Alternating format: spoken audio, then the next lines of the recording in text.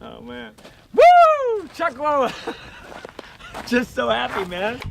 Welcome to Jungle James Southwest Adventure Series. We're going to show you some amazing animals, some that you may have never seen before. So if you're into reptiles and a few special surprises, this is the place to be. Let's let the adventure begin.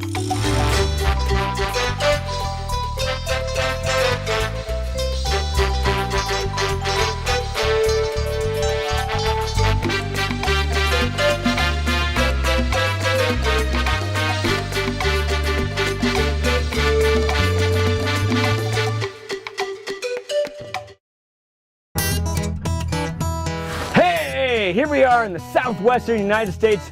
Beautiful landscape, lots of rocks, perfect location to hunt chuckwallas. Out here temperatures can swell to 115, 120 degrees, but that's perfect for chuckwallas. They get right up on top of these rocks, perch there, and absorb all that wonderful heat.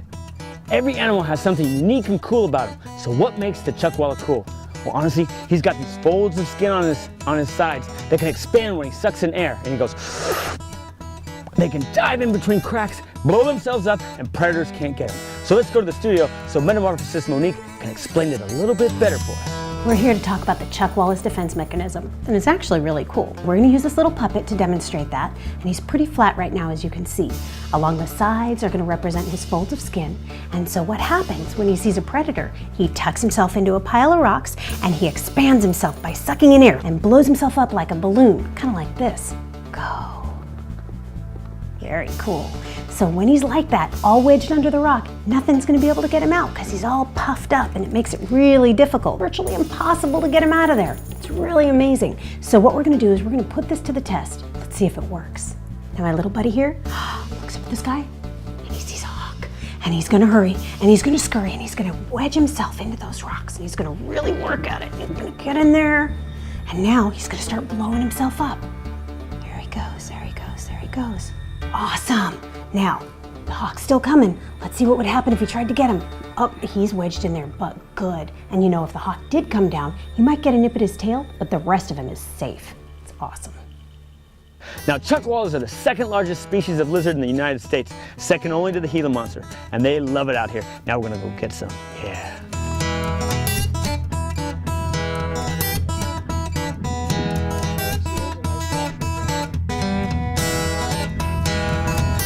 All right, this is exactly what we've been looking for, the creosote flowers. See these yellow flowers?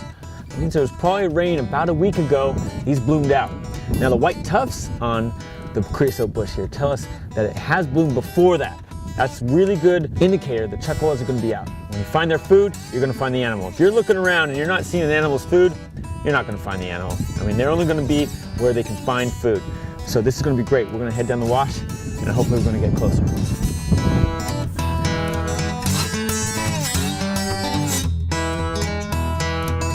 We saw him perched right up on the rock, and that's what they're gonna do during the day. They're perched up, taking in the sun, getting warm.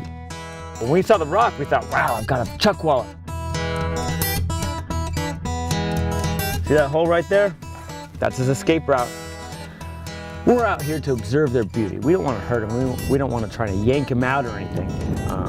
That's what other animals would do, predators. If he sees a predator, boom, he shoots inside, goes right in, and there's no getting him. And that's what he did. He saw us, ran right into this hole, blew himself up, just as we talked about in the lab, and locked himself in there. And there's nothing that's gonna pull him out, and he's gonna survive. We're not gonna get him out, and no predator's gonna get him out.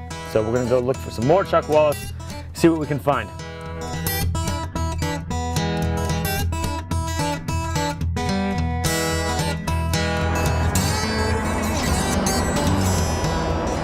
Oh, we got him, what a relief. 4 days of searching for this guy, the awesome chuckwalla. Now as we can see right here, he's got big sides and lots of folds of skin. Look at that. I can just play with that skin right there.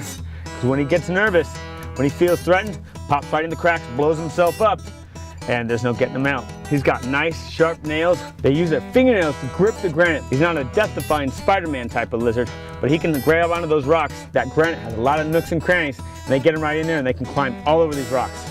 This is a male chuckwalla, and he's also got big femoral pores. So we can see him. It's this little waxy substance that comes right out of the inside of their leg, and they spread that, they kind of rub it on the rock there, and then what that does is puts that waxy substance there, and it marks their territory. It says to other male chuckwallas, this is my rock, this is my zone, don't come in my zone. But it also attracts females. It lets females know that this chuckwalla has established his area. Now these guys are brawler lizards. They're not nice and sensitive and gentle. These guys, they're big biters, they're big runners. If I loosen my grip here, this guy's gone. He's gonna shoot away. He'll take a chunk out of my finger too. He's not shy. He'll bite you. He's not like a gecko. Geckos you can pick right up. But these guys, as I said, they're brawlers. You're gonna see as I turn him around, he's gonna be opening his mouth, ready to defend himself. Let me show you. If I agitate him, there he goes. See? Hold on. We're gonna let you go in a minute.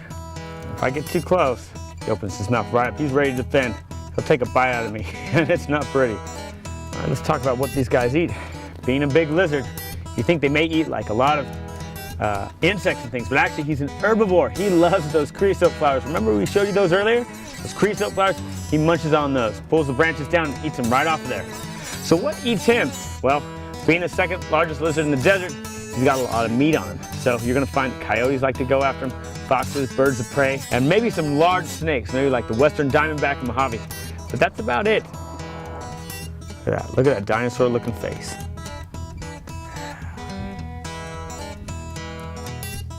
I think it's time for a safe release. Let's go ahead and put this guy right back up on his rocks. Here we go, big guy. Ready? Now he's probably gonna go right in this crack. Here we go. Go in your crack, you wanna go up on your rock. There he goes. Nice, look at that. He just perched right up there. Oh, there he goes. You see him? There he is, right in this crack. Pretty predictable because that's what they do. That's what they do to stay alive. So there it is, the mighty Chuckwalla. Wonderful. I'm so excited, man. This is awesome. What a great day, because this is a staple of the desert and we finally got him. All right. Look at me. I'm gonna stroke my beard right now. Thank you for watching the Jungle James Southwest Adventure Series on the wild Chuckwalla. We always like to close out with a few safety tips, so consider this. If you go to get a Chuckwalla and he wedges himself under the rocks, don't pull him out. You could seriously injure the Chuckwalla. Instead, consider that only if there's a sandy bottom under the rocks should you even attempt it. Otherwise, look for another one or wait for that one to emerge. It's safer for everyone. Thanks so much, and we look forward to seeing you again. Visit us at junglejames.com. Subscribe to our YouTube channel and check out our social media sites by clicking these links. There's your Chuck. You see that might be rock. Oh, come on. I thought I seen his head move. It doesn't look like it's moving.